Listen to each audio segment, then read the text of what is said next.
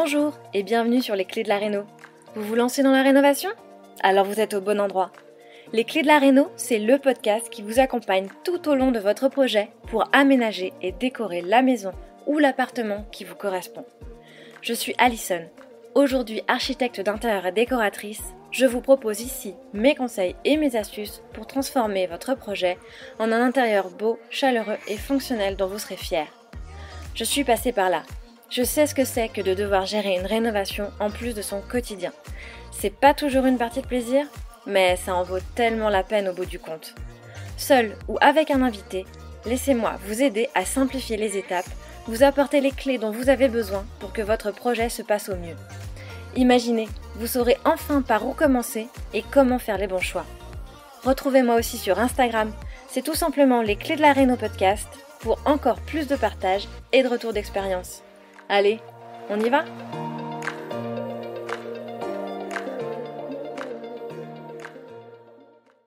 Hello chers amis et bienvenue dans ce nouvel épisode de Les Clés de la Réno, le podcast. Alors j'espère que tout se passe bien de ton côté. Personnellement, je suis malade avec ce chaud-froid qu'on subit à longueur de journée.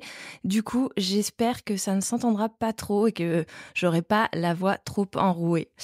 Bref, aujourd'hui, on va parler de la redistribution des pièces, un sujet qui vous questionne souvent dans vos projets de rénovation ou de travaux, qui vous effraie parfois, surtout si tu te lances seul dans ton projet et que tu fais le choix, pour des raisons qui sont les tiennes, de ne pas te faire accompagner par un professionnel qui aurait justement pour mission de t'aider avec ce questionnement. Mais c'est un sujet naturellement important parce qu'avec la rénovation, c'est bien le moment de se poser cette question. Quelles sont les modifications importantes à envisager ? Puisque si tu réalises des travaux, autant le faire maintenant, tant que ton projet est en chantier, plutôt que de se rendre compte ensuite que tu aurais dû faire autrement et de te relancer dans des travaux coûteux avec tous les désagréments que ça peut engendrer quand on habite les lieux et pour lesquels tu n'aurais peut-être plus le budget. Autant faire les choses bien dès le départ. Alors c'est un sujet qui t'effraie, mais qui t'attire aussi, parce que je sais que si tu es là, c'est bien pour créer un intérieur dans lequel tu te sentiras bien, qui te ressemble et surtout qui t'inspire au quotidien. Et plus précisément, on va voir donc quand faut-il vraiment redistribuer les pièces et surtout les questions que tu dois te poser pour savoir si c'est impératif dans ton projet pour que ton intérieur te corresponde vraiment. Alors, la première des choses à faire, c'est évidemment de prendre le temps d'évaluer tes besoins. Je me répète, je me re-répète, j'ai l'impression de le dire à chaque épisode, mais c'est bien la clé d'un projet qui repose sur des fondations solides selon moi. Et pour que ton intérieur te corresponde, il doit correspondre à qui tu es et à comment tu habites ton foyer. Tu dois donc comprendre tes habitudes de vie et faire en sorte que ton intérieur puisse te permettre de les mettre en œuvre avec facilité. Ton intérieur doit effectivement accompagner ton quotidien et pas te rendre la vie difficile. Ce serait vraiment dommage. Et ça, c'est bien la base. J'en ai d'ailleurs longuement parlé dans l'un des épisodes fondamentaux du podcast. C'est l'épisode numéro 1. Par où commencer, bien définir ses besoins. Et je t'invite à l'écouter si ce n'est pas déjà fait. Alors quand j'accompagne mes clients dans leur projet de rénovation en tant qu'architecte d'intérieur, je prends toujours le temps d'une grande conversation au démarrage du projet, au cours de laquelle je leur pose tout un tas de questions pour comprendre leurs besoins et leurs attentes vis-à-vis de ce futur lieu de vie. Dans un premier temps, je vais leur demander de me parler d'eux, qui ils sont, qu'est-ce qu'ils font dans la vie, ce qu'ils aiment faire de leur temps libre. Et c'est souvent une bonne introduction pour échanger ensuite sur des choses qui peuvent paraître beaucoup plus intimes pour certains. Et surtout, donc, on va parler de leur façon de vivre. Et pour ça, j'aime leur poser une question toute simple qui va être de leur demander de me raconter une soirée type ou un dimanche type. Ou même les deux d'ailleurs. Et je t'invite à prendre le temps d'y penser et à poser tout ça par écrit pour prendre du recul et prendre le temps de l'analyse. On parcourt ensuite les espaces de leur lieu de vie actuel pour regarder ensemble ce qui est important pour eux dans chaque pièce et c'est souvent le moment de me raconter des anecdotes. Et ça n'a l'air de rien comme ça, mais c'est souvent ces petites histoires du quotidien qui en fait en disent long sur la façon de vivre de chacun. Pourquoi le panier de linge est débordant ? Pourquoi il y a un très grand tapis dans la salle de bain ? Pourquoi la vaisselle est rangée dans les placards du bas plutôt que dans les placards du haut ? Ou encore, pourquoi le canapé est si proche de la cuisine ? Ça peut être tout un tas d'interrogations au fur et à mesure de la visite. Ensuite, il est effectivement important de bien étudier le lieu que tu rénoves. Effectivement, chaque habitation est différente et le respect des lieux est selon moi tout aussi important que le respect de qui tu es. Les espaces ont été pensés d'une certaine façon et non sans raison. Cette raison, elle peut être obsolète ou pas selon la maison. C'est important que tu puisses la comprendre pour mieux la prendre en considération. Souvent, c'est l'orientation et donc l'exposition au soleil qui a pu être pris en compte dans la conception originelle de ton habitation. C'est aussi comment on a souhaité délibérément tourner les espaces, c'est-à-dire les pointer vers une certaine vue extérieure, que ce soit le jardin ou la rue, le devant ou l'arrière de la maison. Aujourd'hui, on aime orienter les espaces de vie sur le jardin et donc souvent sur l'arrière. Mais ça n'a pas toujours été le cas et ça peut entrer en collision avec l'exposition parce que les espaces ont été priorisés différemment au moment de la construction. Et pour te raconter une petite histoire, c'est exactement ce qui m'est arrivé en visitant une maison récemment. Parce que tu le sais, je suis moi-même à la recherche d'une nouvelle maison à rénover et donc je visite beaucoup de biens. Et j'ai visité récemment une très belle maison qui remplissait beaucoup de nos critères, mais dont les espaces de vie étaient tournés sur la rue. Tout ça pour une raison simple, parce qu'ils ont la vue sur la mer. Et j'aurais préféré, personnellement, inverser les espaces pour mettre plutôt les espaces de vie côté jardin. Mais alors, ils auraient été orientés au nord. Bref, un vrai casse-tête, j'ai pas fait d'offre évidemment, preuve que parfois c'est le lieu qui ne permet pas d'envisager les modifications qui correspondent à tes besoins et à comment tu souhaites vivre dans ta maison. Parce qu'effectivement, une fois que tu as une bonne idée de ta façon de vivre et de tes habitudes, il va vraiment falloir maintenant regarder l'agencement du lieu que tu vas rénover pour identifier ce qui peut correspondre à tes besoins et à ceux de ta famille et ce qui va en différer. Tu vas facilement pouvoir identifier les modifications qui seraient nécessaires aujourd'hui. Principalement, est-ce que tu dois ouvrir les espaces ou les refermer? Est-ce que tu dois changer l'emplacement d'une cuisine ou d'une salle de bain? Est-ce que tu veux séparer un espace nuit ou tout simplement aménager des combles? Il est également hyper important d'envisager tes besoins futurs dans l'attribution des espaces. Tes besoins vont-ils évoluer avec le temps?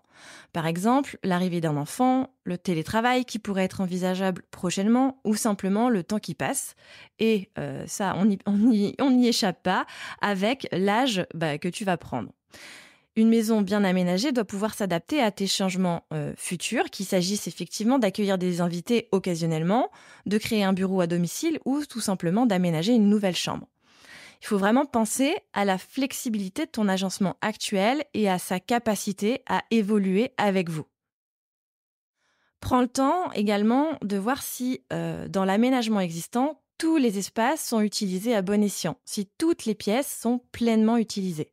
Parfois, certaines pièces restent sous-utilisées ou deviennent des espaces de stockage alors qu'en fait, elles pourraient facilement changer de fonction. Et si c'est le cas, il pourrait être effectivement assez judicieux de repenser leur utilisation pour maximiser chaque mètre carré de ta maison. Ensuite, tu dois prendre en considération un élément important, selon moi, un autre élément important qui est bien évidemment la luminosité. Est-ce que l'agencement actuel optimise la lumière naturelle ? La lumière naturelle, mais aussi une bonne ventilation sont essentielles pour que ton espace de vie soit agréable.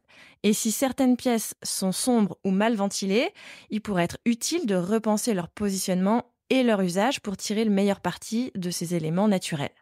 Effectivement, je l'ai dit souvent, mais la lumière est extrêmement importante dans la façon dont tu vas te sentir dans tes espaces de vie. C'est la lumière qui va conditionner ton bien-être dans ta maison, entre autres. Mais prends le temps d'identifier les espaces qui disposent de la meilleure luminosité pour disposer justement les pièces qui, selon tes besoins, en ont le plus besoin. Une maison lumineuse, peu importe la saison, est bien plus agréable à vivre qu'une maison sombre dans laquelle tu dois allumer la lumière en pleine journée, ça semble évident. Et cela passe en premier lieu par l'orientation. Et sur ce point, j'en ai également longuement parlé dans l'épisode 17, si tu veux en savoir plus donc sur l'orientation et surtout sur comment la prendre en considération dans ton projet de rénovation. Personnellement, j'aime prendre le temps, au démarrage de tout projet, avant d'envisager toute modification, d'apprécier les rayons du soleil à différents moments de la journée pour m'imaginer comment les espaces vivent avec la lumière et surtout comment je souhaite profiter des rayons lumineux selon le moment de la journée. Enfin, il va falloir effectivement se poser la question de l'investissement. Est-ce que tu as la possibilité, mais aussi finalement, est-ce que tu as l'obligation d'investir dans ce projet de réaménagement et de redistribution des espaces ? Redistribuer les pièces, ça va nécessiter du temps, c'est plus de travaux, donc ce sera plus long et surtout, ça représente un budget considérable. Il va nécessairement falloir prendre le temps d'évaluer tes ressources, à la fois en termes de temps et d'argent, avant de te lancer dans ce projet pour t'assurer de pouvoir mener à bien cette transformation. Quand tu redistribues les espaces, tu engages effectivement de gros travaux et à tous les niveaux, que ce soit en cloisonnement ou en décloisonnement, avec peut-être un impact sur les murs porteurs, mais aussi sur tous les réseaux. L'électricité, bien sûr, mais aussi sur les arrivées et l'évacuation des eaux, quand tu souhaites déplacer des pièces techniques ou encore sur des éléments majeurs comme un escalier. Ces gros travaux vont mettre ta maison sans dessus-dessous et ensuite, c'est loin d'être fini puisque tu vas effectivement devoir envisager tous les travaux de reprise des finitions, placo, enduit, peinture, sol et j'en passe. Ces modifications, de réseau notamment, sont extrêmement coûteuses et ça, il faut bien l'avoir à l'esprit. Peut-être que ton budget te le permet et que c'est une priorité pour toi dans ton projet au vu de ce qu'on a vu précédemment. Alors dans ce cas, je te dirais, vas-y, fonce et tu t'assureras d'avoir une maison qui te correspond. Malgré tout, et même si ton budget te le permet, j'ai envie quand même de t'inviter à te poser quelques minutes et à vraiment prendre le temps de la réflexion. Car souvent, quand on s'engage dans la rénovation, on a tout de suite envie de tout casser, de tout changer, sans vraiment prendre la mesure des travaux que ça peut représenter. Et donc des tracas, de la longueur de chantier et du budget que cela peut représenter également, mais aussi sans vraiment prendre le temps de comprendre l'impact que ça va avoir sur le lieu que tu rénoves. Comme je l'ai dit, quand une maison a été conçue d'une certaine façon à la construction, ce n'est pas sans raison et le plus souvent, ça s'avère être de bonnes raisons, encore aujourd'hui. Il n'est parfois pas nécessaire de tout changer, mais seulement de réaliser quelques adaptations pour que les lieux correspondent à notre mode de vie actuel. Il est, selon moi, effectivement important d'évaluer toutes les alternatives et pas seulement la plus simple qui consisterait à tout changer et à repartir de zéro. Parce qu'effectivement, là, j'ai envie de t'inviter à t'interroger quelques minutes sur l'impact que ta rénovation va pouvoir avoir sur le monde qui t'entoure. Une rénovation, c'est naturellement beaucoup de déchets et plus les travaux sont importants, plus tu crées du déchet et plus tu consommes de la ressource naturelle avec l'intégration de nouveaux matériaux. C'est parfois indispensable, évidemment, mais il est souvent possible de voir les choses autrement, au moins partiellement, et d'accommoder un lieu en réalisant parfois moins de travaux pour un résultat quasi identique en termes d'organisation des espaces et de facilité à vivre au quotidien, tout en créant un lieu qui te correspond. Parce qu'en fait, c'est aussi ça qui va te pousser à plus de créativité. Ce sont les contraintes qui poussent à voir plus loin, à avoir de nouvelles idées et qui créent un lieu unique parce que vraiment, il va être le reflet de ta personnalité et de ceux qui vont habiter les lieux tout en prenant en considération le lieu en lui-même. C'est aussi comme ça que tu vas respecter le lieu que tu rénoves et ceux qui l'ont habité avant toi, que tu respectes son histoire, son architecture et son âme. Ce que je souhaite te transmettre ici, c'est qu'évidemment, redistribuer les espaces est une décision qui va t'incomber en prenant en considération, comme on l'a vu, tes besoins, le lieu, la luminosité, tes capacités d'investissement en temps et en argent. Mais c'est selon moi indispensable aujourd'hui vraiment de mesurer le niveau de travaux que tu souhaites réaliser. Aussi parce qu'on sait que les travaux, ça coûte extrêmement cher de nos jours et que je ne souhaite pas te pousser à réaliser des travaux à outrance alors que tu peux faire tout aussi bien avec moins. Bref, tu l'auras compris, redistribuer les pièces dans ton projet de rénovation, c'est pas une décision à prendre à la légère et au final, toi seul peux décider de ce que tu as à faire pour conduire au mieux ton projet et faire en sorte qu'il te corresponde vraiment. On arrive à la fin de cet épisode. J'espère qu'il t'aura fourni des pistes de réflexion utiles justement pour évaluer ton espace de vie et savoir si tu souhaites t'engager dans de telles modifications. Si tu as des questions ou des commentaires, si tu as envie d'échanger avec moi, n'hésite pas à m'écrire et à me les partager. J'y réponds toujours avec plaisir. Merci de ton écoute et à bientôt pour un nouvel épisode. Si vous avez écouté jusqu'ici, c'est probablement que l'épisode vous a plu. Alors n'hésitez pas à en parler autour de vous, amis, famille, tous ceux qui rénovent sont les bienvenus. Vous pouvez aussi évidemment laisser un commentaire sur Apple Podcast ou une note 5 étoiles sur Spotify. Et si vous souhaitez être informé des prochains épisodes, n'hésitez pas à vous inscrire à la newsletter ou à me suivre sur Instagram. Le podcast, c'est fini pour aujourd'hui, mais je vous dis à très vite pour un nouvel épisode.